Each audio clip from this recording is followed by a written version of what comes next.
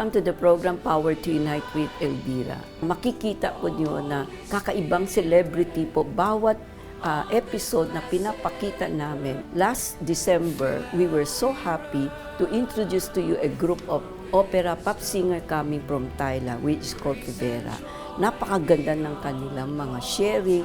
Ngayon naman po, kahanga-hanga po ang ipipresent namin sa inyo galing po sa Pisa, Italy. Sino po siya? Bakit siya ang napili natin na makilala ninyo? Ito ay walang iba kundi si Maestro Mariani. Isa po siyang pianist, composer. Anong meron siya?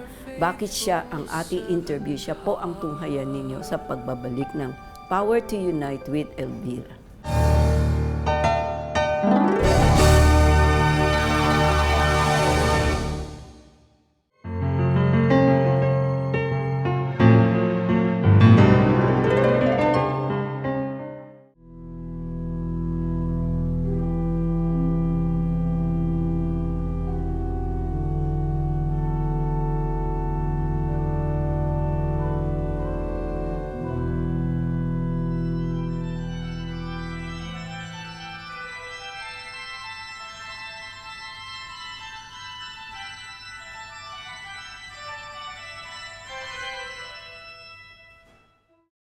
Welcome to the program, Maestro Mariani.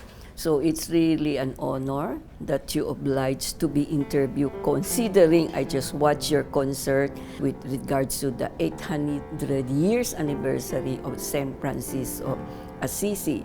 So when we saw how you interpret the silent movie, I was really in awe. And I was really shocked. I said, my God, this must be somebody who was really given the gift and talent by the Holy Spirit or by God Himself. Maybe you have been missioned. Why? So I said, I got to know this person so that if you can inspire Filipino children, you know, why not? Because Philippines is very well known to be a musical country. So many are musicians.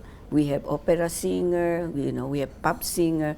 So when it comes to Southeast Asia, Filipino singer is noted to be the one performing in different hotels, in different functions, So there must be a connection with the influence of Italian, music by Italian opera singer and even some German, or maybe some Russian, because as we know, ballet is really known for the Russian, but when it comes to opera, it's really Italy, And so when I met you, I said, I got to interview you. So I had the courage to ask, Grace, can you talk to him, because I really don't know you. I am just impressed with the way you play it to interpret the silent movie and the passion, the emotion. It must be really God-given talent. So before we go on, because I'm sure your life is full of adventure, journey, And I would like to know, who influenced you to become a musical pianist composer? Is it inherent in your nature, or you develop it? What it is that inspire you to be who you are today? Thank you very much for inviting me. And I don't know, because I started at a very early age. Not so early, because some musicians, some very famous pianists, they start playing at the age of 2 or 3, like the great Glenn Gould, who was a big inspiration for me. He started to play piano at the age of 3 with his mother that was a piano teacher. I started around 5 or 6 years older. I received as a gift a small children keyboard from my parents. And so, because in the primary school, a lot of children do sporting, basket. I was totally out of this. I was not good in sport, in such sport, especially the sport with a team. So And with this piano was like something that it was really near to me. And I remember that I was watching the music in television, for example, in the it was the television of the 70s. So I I was born in, I can say, in the 1970. Yes, so yes. and the Italian television of 1976 was not the television of today. So more time, there was Carosello, there was advertising, but not advertising or 30 seconds, but 5 minutes. So with this nice music. So I instantly listened to the music and I was able to practice at keyboard. So I have this early connection with the ear and my brain and my hands. When you study music, usually you learn a score, you're reading a score, and you have the contact eye-hand. Okay, even brain, of course. But to me, the music is sound that first has to be inside me, and then away. So I started to have a lesson, piano lesson, and in a very natural way, I start to improvise and to do my early small composition. So all my study, even in the years of the conservatory, was studying or faking study music and classical music, and then improvising. So in short, that you discover you have this talent, by just listening, observation, and Yes. at the same time Listening and observation is very important. but it has to come from the heart. So this kind of artistic, skill, or let's say talent, is it coming from your family? Pity I didn't know him. My grandfather played violin, but he died a lot of years before I was born. But my family was not properly a family of musicians. But I remember that they had some old musical record, so-called the LP, the long playing, with this music of Tchaikovsky, so music, very classical music, not the most researched one, not Stravinsky or Bartok. I discovered them later, but this musical, I remember the Blue Danube by Strauss, by Johann Strauss. So I remember the famous so yeah, I remember that is like I was feeling a color. When I listen the first da-da-da-dum, the other da-da-da-da with another chord, to me has a kind of color.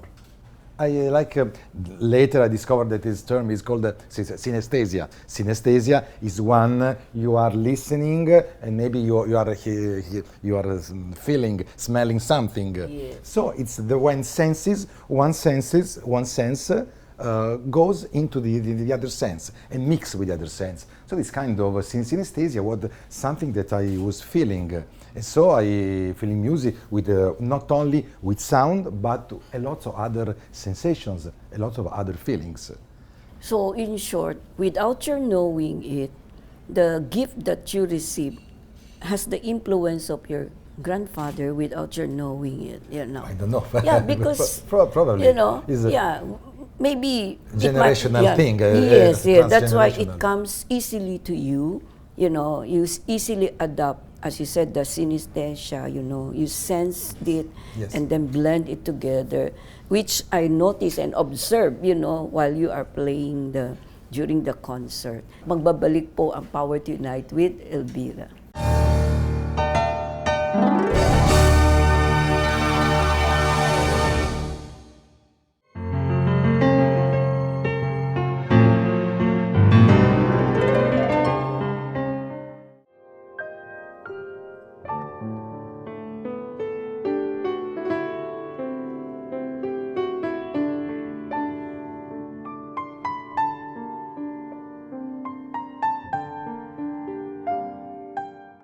When you discover you had this talent, so your parents agree to that? Yes, of course. Yes. So the support is very yes, important. Of course. Yes. I'm unique son, so I was the only son. They didn't, okay, go, no, but they helped me in a quiet way, in a silent way. That to me is the best, because sometimes we listen of parents that, okay, we have a new Mozart, so you have to do this. No, my parents really gave me the perfect environment to do that, so they didn't force to do nothing.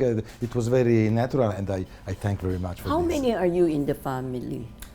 Three. My father died 10 years ago, and I still have my mother, that is a lady, but a strong lady of Yes. 87 years Wow, old. so still And thanks to God, she's really in good shape. So you think because the way you're playing has a religious, influence. So do you think comes from the faith of your father or your Yes, mother? they're all yes. How do you find it, as you go along? You feel happier that you were able to develop something that you like, something that you love? Yes, of course. And to me, playing, especially in this environment, like when I'm playing on a movie, and in particular movie like Frate Sole, this movie on the great life of St. Francis, I'm praying. When I play, it's like pray to me. It's like to be kind of mystical. My two great figures important. One is St. Francis, the other is Hildegarda von Bingen. Hildegarda von Bingen, she was a musician, she was a scientist, she was mystical, and is that when I'm here and I don't want to rehearsal too much the music. I choose to know almost perfectly as far as I can the movie, so I know if something is throwing from the table and I want to highlight it, but the music I don't want to play only. I want to play only in the concert, because I want to catch this kind of, we can say, the sparkle, divine sparkle, this kind of transmission to catch, and my only duty is to do the radio with the right frequency to catch this information. This transmission that comes from the above or from the another from casa. Yes. And remember, this is very connected to the so-called inspiration. And remember the passage of John in Italy, il vento soffia dove vuole. The wind blows whenever he wants. And so this is like inspiration. You cannot force inspiration. Now when there's not a switch, but you have to be in the good way, in the good manner for receiving this. And so the improvisation is, I study piano in conservatory with a classical training, but I don't have score because the music is totally improvised. So each performance is different from the other. And my score is the screen, is the imagine that I use. It's like a composition in real time. I prefer to use the term composition, real-time composition, than improvisation, because improvisation reminds the mind too much the jazz music. The jazz, and even a kind of, you don't know what to do, so you do something. No, to me, is to be performer and composer in the same time. So it's like very present, be in the present, and the present is a moment from the past and the possible future. So I play the note, so this note can lead me or leads to another note. I have to choose, I have the responsibility of choosing this other note. So I'm writing the story, you can say. Do you believe that your music comes from above and that you are just following what he asks you? Messenger, kind of messenger. So when you go into, after finishing some educational, so you already decided, this is it, this is what I want.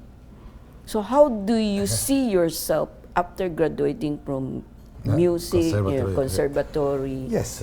How do you look at it? Do I you had foresee? clear. Yes, I think that I had very clear that since I know, for example, I remember when I entered in the conservatory in the first year, my piano teacher told me, Mario, anzi no, he called me with my second name, Mariani, you will be a great pianist. he told me when I was in the first year. Then, okay, oh, thank you. And so I really Is that in had Rome very or in Pesaro? Pesaro. Pesaro, your hometown. We had and we still have a great conservatory of music, Gioacchino Rossini. Gioacchino Rossini was born in Pesaro. Yes, So is my dad. So your piano teacher said you will be Yes. Okay. Yes, this is in the fifth year. So I had really, to me was very easy to, I had, not today maybe a little, but at those time I had a very great first sight view. So I will score, I almost immediately was playing. I had good years also, so-called perfect pitch, and so to me it's very, very easy to play music. Then I was a little bit lazy. I didn't want to study too much classical music. I do a lot of other things, musical things. And around the 4 or 5 years, he told me, the same person who told me, you will be a great pianist, he told me, Mariani, I should not say this, but I didn't have in my career with my student, one student who could be out from the conservatory, and you could be, because I didn't want to study. So Mariani, if you want to leave the conservatory, you can do. Okay. I was yes. This when I was in the 50 years. Then I listened a pianist called Glenn Gould, and to me, when I listen to Glenn Gould, I think this is music. This is a way to be very personal, to do music without be a replica of other pianists. So I started to study Bach, because Glenn Gould was a genius, of course, and he played not really the romantical repertoire. He skipped Chopin, he skipped Schubert, Schumann, Rachmaninoff. He played before with a lot of Bach transcribed at piano, Orlando Gibbons, many composers, and he jumped to the 20th century with Alban Berg, Anton Webern, a lot of so-called modern music. So to me, Gould was an extraordinary experience. So I played a lot of Bach. And again, my professor, then I continued to study in the exam, because with the old conservatory, it was first, the exams were at 50 years, 8 years, and 10 years. The final is the diploma. In the 8 years, there was a lot of Bach. I studied only Bach. Mariani, I shouldn't say this, but play a little less Bach and study is and so, and in the final diploma, he told me, Mariani, do what you want. So this is my and when this for telling you that I decided that I didn't want to be a classical pianist who can compete nowadays. Now we have a Chinese pianist of 5 years old that played the third concert of Rachmaninoff. Yeah. So I didn't want to compete in the same arena, in the same arena of this. So I want to find something that was personal of me. So I discovered this in melting and mixing music, but with other discipline. So I did music for theater, for cinema. I work a lot with musicians, but even with dancers, with performing. I like very much to see a dancer and to look what he or she are inspiring to me, and do the music that inside. For example, even in the cinema, or if I to make music for a lyric, for a song, for some words, to me the words has just music inside, and it's up to me to catch, to extract this music and then to deliver to the audience. So this is for cinema, for theater, for movements, for performance. In this synesthesia, in this blending, a gesture is something telling something, and to me it's very important the psychological aspects. So what I want that the audience will feel. So the same, and sometimes I do some workshop on creative music, silent movie, and I took a scene, maybe a short scene of 1 minute, and I played with 5 different music. One is very sad, one is very happy, one is very strange, very surreal, and the effect, and so the image, this is effect that used even Alfred Hitchcock used the Kuleshov effect. Kuleshov effect is that this is the importance of the editing. You put some food maybe, then no, sorry, no, you know, this is an expression of a guy, very neutral. Okay, then there is a young lady, a dead boy, a soup. Yes, the face is the same, but you intend the first time the face is something maybe with this girl, the other with this baby you are very sad, the other with the food you are maybe hungry. So you have to get involved with the emotions, that they are trying to you portray. can drive. It's how you interpret it, Yes. right? You know, it's really very interesting how you might be considered a rebel in the musical world, but we will come back. Magbabalik po ang Power to Unite with Elvira.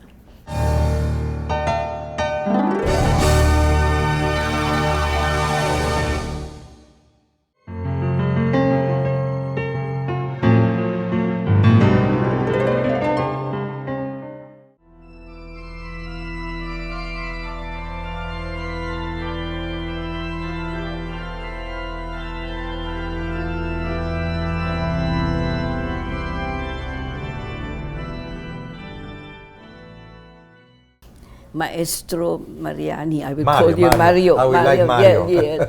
You know, when you were telling me how you develop your skill, musical skill, it's very interesting that your professor in the conservatory plays a very important aspect, because you never expected a professor, a professor will tell you, yes, go and live. Yes, first you are a genius, and after go away. That's why you don't understand, but yes, but deep inside, it served as something that I have to prove myself to them, yes, that my decision of going out is right.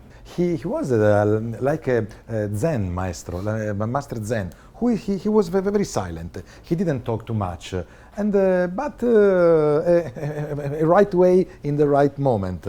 So, a right word, even a way, a right word in the right moment. So of course, and to me, the thing that saved me, it was of course to be in touch with the music rather than the scores.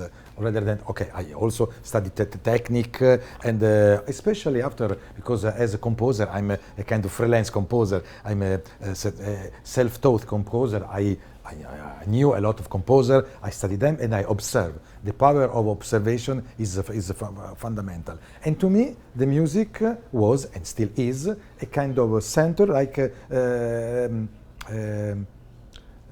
magnet that is attracting a lot of other disciplines. So I had this the chance to study a lot of things, from science to religion to spiritual matters to philosophical, and so all these things can come into my music. For example, when I was commissioned by the Church of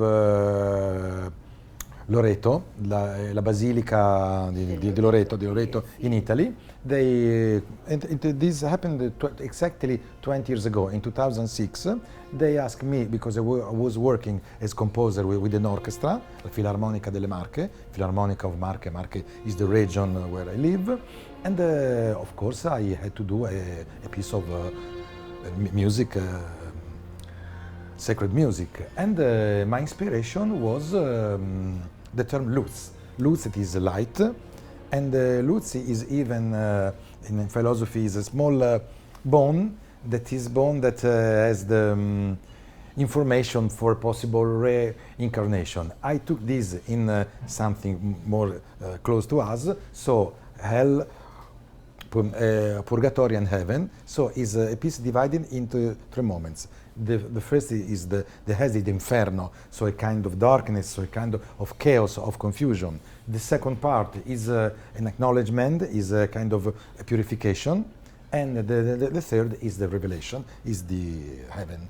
And I was restricted to compose for a very precise ensemble, strings orchestra, and 2 horns and 2 oboes. So these woods, the horns and oboes, was located 30, 40 meters from the altar where the string was. So in the first part, only strings that are wandering, that are going in some chaos direction. Then they, in a way particular, find an only note, a do. This note is catched by the forwards, and so we, after 5 or 6 minutes of music, we discover that is another other musician that play. So in this moment, it's a kind of dialogue from the above and below.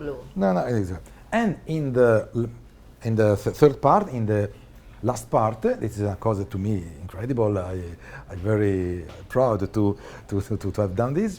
The musician come, all the musicians come in a common melody, and after this they play and they sing together, and they, in the last part of the piece, that is a length of almost 13, 14 minutes, the musician drop them the instrument, so the instrument, their body, they don't need, because they are in an upper level, and so the piece ended with the only voice. And so I play this for the Basilica in Loreto. This is your first major, how do you call, composition of the opera, right? Yes. So it's very interesting how observant you are. But we will continue, I hope we can still continue, because it's very interesting, your life, the way how you works, and the role of your faith plays a very important part. So I hope we can have another interview, part 2. Napakaganda po ang kanyang buhay, as a musician, as a composer, as a pianist. Nakikita po natin talagang ang gift, it comes from above. At ginamit niya yun sa tamang paraan to inspire people. Kaya itutuloy po namin dahil napakaganda po ang kanyang experience. So siya po ang tunghayan nyo sa part 2 na gagawin natin sa susunod na linggo dito po sa programa ng Power to Unite with MB. Power to unite, bless her now with heaven's grace. May her days be crowned with mercy, till we see you face to face. Power to unite. Today we thank you for the gift her life has spun. Glory be to God the Father, through the Spirit in the Son.